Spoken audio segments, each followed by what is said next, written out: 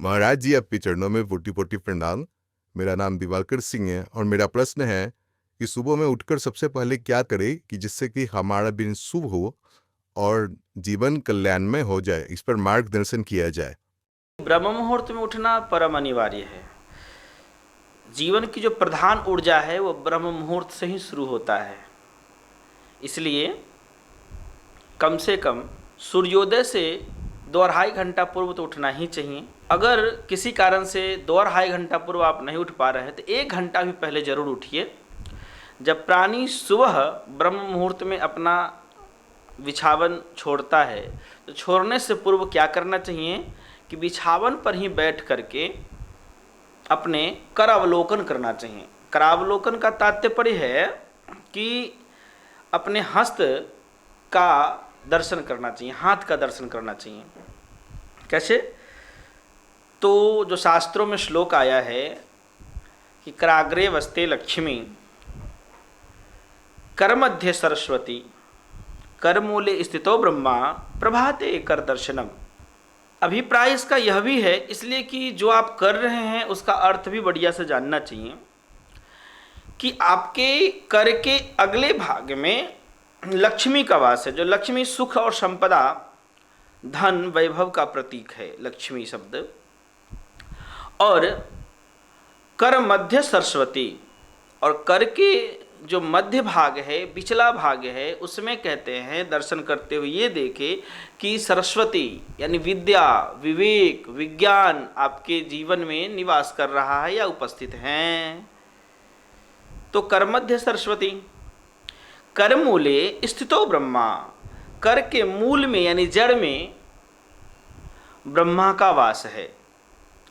हमारे वैदिक ऋषियों ने जो वेदांत के ज्ञाता रहे वो बड़ा सुंदर ढंग से इसको बताया है कि मूल में ब्रह्मा का तात्पर्य है कि जो हमारे जन्मदाता है, जो हमारे जनक है यानी पिता और माँ, इन लोगों का पूरा पूरा सम्मान होना, सम्मान करना, आज्ञा पालन करना तथा उनके खुशी के अनुरूप भी काम करना। इसलिए हर माता पिता का परम भाव रहता है कि मेरा बेटा जीवन में सफल हो जाए, उत्तम हो, नाम हो, यश हो, कीर्ति हो तथा स्वस्थ रहे। ये सारी बातें, ये सारी कामनाएं रहती है प्रत्येक माता पिता को। वो हमारे ब्रह्मा हैं माता पिता। तो उनके प्रति हमें कृतज्ञता, संवेदनशीलता, सेवा भाव, आज्ञा, अनुशासन पालन अवश्य करना चाहिए।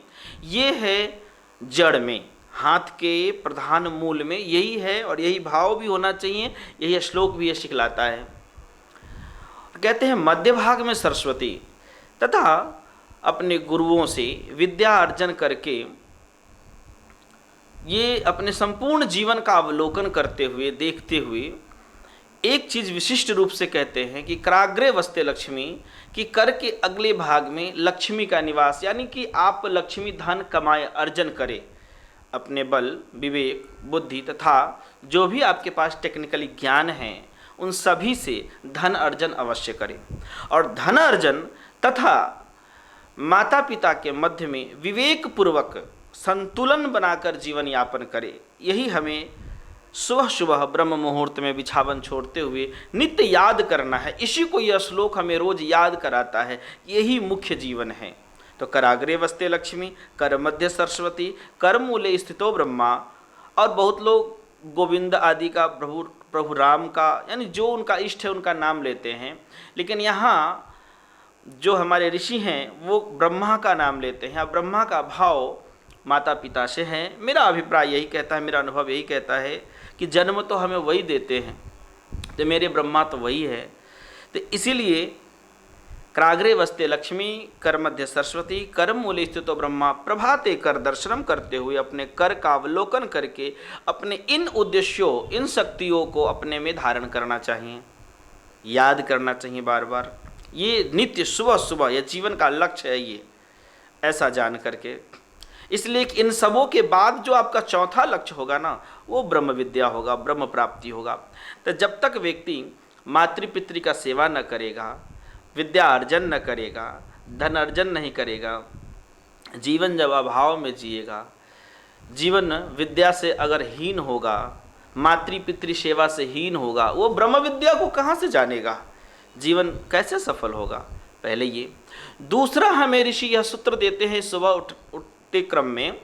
ये तो हो गया कि हम बिछावन पर हैं तभी, लेकिन जैसे ही हम बिछावन अब छोड़ते हैं तो जो स्वर विद्या के महाज्ञानी लोग हैं, ऐसे ऋषि हमें ये बतलाते हैं कि सबसे पहले अपने स्वर को चेक करें। हमारे नासिका के 2 छिद्र है, दोनों छिद्र में यानी दाहिना और बायां, दाहिना को सूर्य नाड़ी कहते हैं और बायां को चंद्र नाड़ी कहते हैं। इसे पिंगला और इंगला भी कहते हैं। तो चेक करें कि हमारे दोनों सांस में से अतिशय तीव्र तेज यानी कोई ना कोई एक तेज चलेगा और कोई ना कोई एक मंद चलेगा।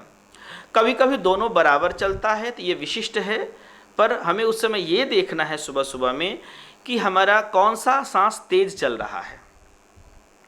अगर दायां तेज चल रहा है तो अपने दाएं पैर को ही सबसे प्रथम पृथ्वी पर रखें। अगर बायां तेज चल रहा है सांसें तो बायां पैर को ही सबसे पहले पृथ्वी पर रखें।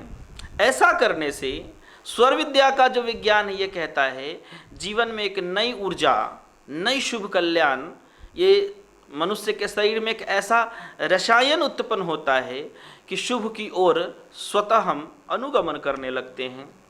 ठीक है, तो इस आधार से हमें अपने पैर को नीचे रखना है और नीचे रखते क्रम में रखने से पूर्व जैसे ही नीचे हम रख रहे हैं तो फिर हमें इस मंत्र का स्मरण करना चाहिए। क्या? तो समुद्र वशने देवी पर्वत अस्तन मंडिते विष्णु पत्नी नमस्तुभ्यम पाद स्पर्शम क्षमस्व में, कि हे धरती माता आप ही मेन लक्ष्मी हैं। कहते हैं आप ही मेन लक्ष्मी हैं इसलिए कि इस पृथ्वी से ही सब कुछ हमें मिलता है, अन्न जल। और कहते हैं कि समुद्र वशने देवी, समुद्र ही जिनकी वशन है, और समुद्र वशने देवी यानी वस्त्र आदि है, समुद्र वशने देवी पर्वत स्तन मंडित, जितने पर्वत आदि है माता के स्तन हैं और ये पूरे पृथ्वी उनका शरीर आदि है। इस प्रकार से बड़ा ढंग से विवेचना करते हुए ऋषि यह बतलाते हैं कि नमस्तुभ्यम पाद स्पर्शम क्षमस्व में, कि हम जो अब चरण हे पृथ्वी माता आप पर रखने जा रहे हैं हमें आप क्षमा करेंगे। पाद स्पर्श चरण स्पर्श जो हम करने जा रहे हैं इसके लिए क्षमा करेंगे। ये भाव है, ये पृथ्वी माता के प्रति कृतज्ञता है।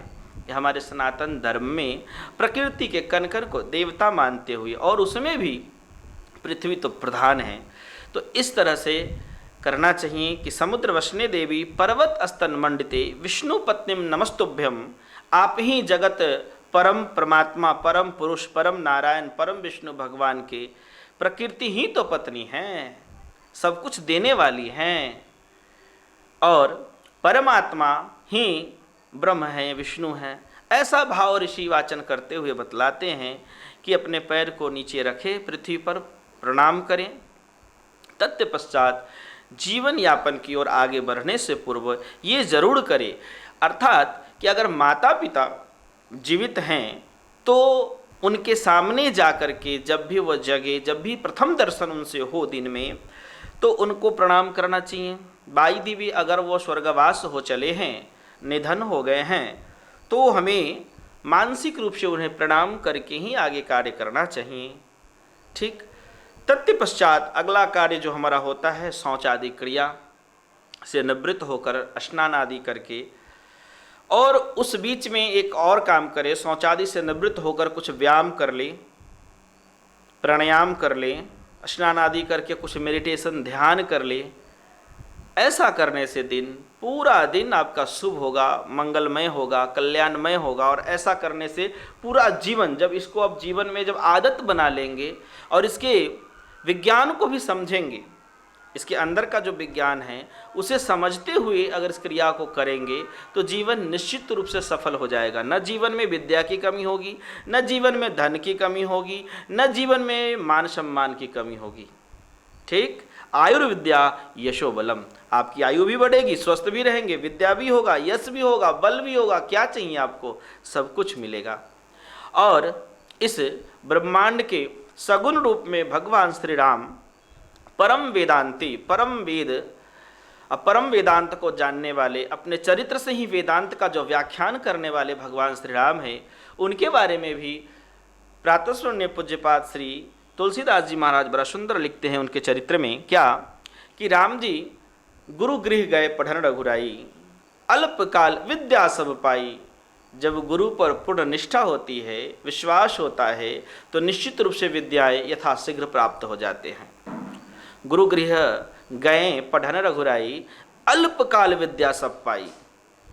जब गुरु के प्रति शिष्य निष्ठावान होगा तो स्वाभाविक है विद्या बहुत अल्प काल में, और इतना काम, पूर्व वाला काम जो करेगा, जो हमने अभी आपको बताया, तो निश्चित है कि अल्पकाल में ही व्यक्ति विद्वान हो जाएगा, सब विद्या पा लेगा। फिर विद्या की सफलता क्या है, देखिए, प्रातःकाल उठ के रघुनाथा, कि प्रातःकाल सुबह उठकर रघुनाथा, मातु पिता गुरु नावहि माथा, कि माता पिता के श्री चरणों में वंदना करना, प्रार्थना करना, प्रणाम करना। जीवन में अगर सफल होना है, जीवन में अगर संपूर्ण रूप से सफल होना है, तो माता पिता का चरण स्पर्श करके अवश्य नित्य रोज रोज प्रणाम करना अनिवार्य है। ठीक। दूसरा, परम वेदांती परमात्मा श्री राम हमें ये बताते हैं कि जो हमारे परिवार में भाई है, बंधु है, उन लोगों के बीच ईर्ष्या द्वेष न करें। क्या कहते हैं, अनुज सखा संग भोजन करें। क्या सीखते हैं गुरु कृपा से, कि भाइयों के साथ बैठकर भोजन करें। अगर संग नहीं है तो कोई बात नहीं है, पर अगर संग है तो सब कोई सामूहिक बैठकर भोजन करें, प्रेम बांट कर खाएं। कहते हैं अनुज सखा संग भोजन करें, मातु पिता आयसु अनुसरें, और माता पिता की आज्ञा अनुसरण करते हैं, यानी आज्ञा मानते हैं। इतना ही नहीं, वेद पुराण सुनहि मन लाई, वेद और पुराणों को मन लगाकर सुनते हैं। जो सुनते वो ज्ञान है, वेद का मतलब ही होता है ज्ञान। जो भी गुरु द्वारा ज्ञान दिया गया है उसे खूब मन लगाकर सुनते हैं कि वेद पुराण सुनहि मन लाई, आप कहीं अनुजन ही समझाई, कि अपने भाइयों को समझा समझा कर फिर बताते भी है। जो वो सुनते हैं उसे अपने में डिस्कशन भी करते हैं। भगवान राम फिर बढ़िया से समझाते भी हैं, यानी सुन लिया अगर आपने और फिर उसे समझाने की अगर आपने अभ्यास नहीं किया, समझाने से आप में उस विद्या का जो प्रखरता है और निखर कर आता है, आपकी मेधा और चमक कर उभरती है।